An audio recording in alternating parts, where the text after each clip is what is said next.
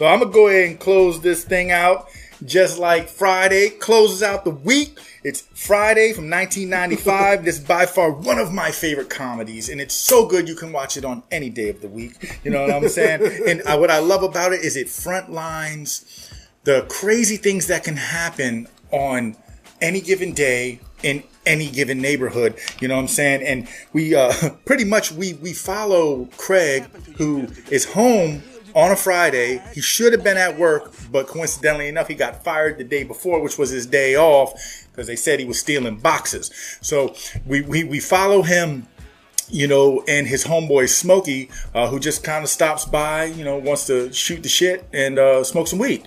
And all of the things that happen, you know, throughout this one day, from the most minute things to like staying off Stanley's grass, or catching up with Chris, who kicks over their trash cans, to then having to maneuver and navigate around Debo trying to, you know, rob everybody, or the main thing is they have to get low from Big Worm, because you know, Smokey owes him some money, because instead of selling the weed that he should have been selling, he smoked it all up, and now Big Worm wants his bud or his money.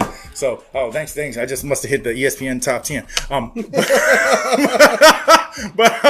But yeah. So with all that, it's just, I love the way that this film just kind of gives us this everyday element, but what outside of the story, which is also just relatable and given in just a very, very funny way.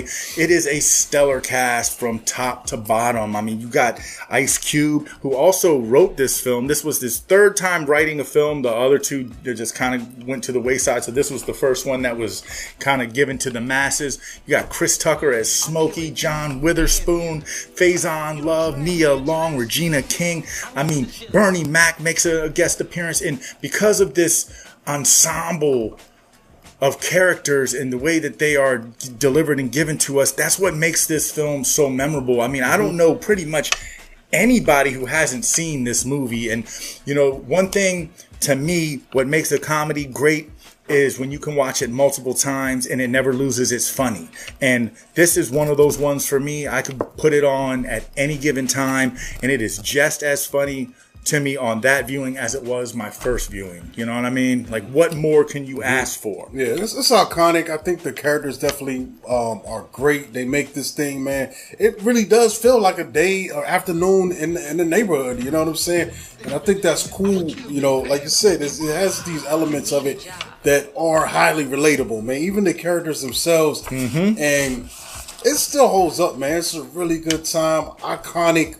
Like us, you know, when I'm talking about have baked, you know, phrases and things that became greater parts of pop culture. Like, even now, you got knocked the fuck out. Yeah. Like, when people say that kind of stuff, or the bye Felicia, what you got on my 40. Yeah. You know, I mean, they make memes that about kind of this stuff. film. Like, yes. Debo, we like nowadays we call bullies Debo now. Mm-hmm. Like, it could be anyone, and we call them Debo, mm-hmm. or you got Debo'd. Yeah, you know, if you got, like, it's crazy, man. So I think that's a testament of something that's great. You know, when they become bigger parts of the popular culture, man. And Friday is definitely one of them, man. You know, absolutely. Great film. And it spawned 2 sequels that were also equally funny. I mean, you know, for their own brackets of what they brought to the table, especially the second one. I really like the second one almost as much as the first one. You know what I mean? Yeah, definitely a good time, man.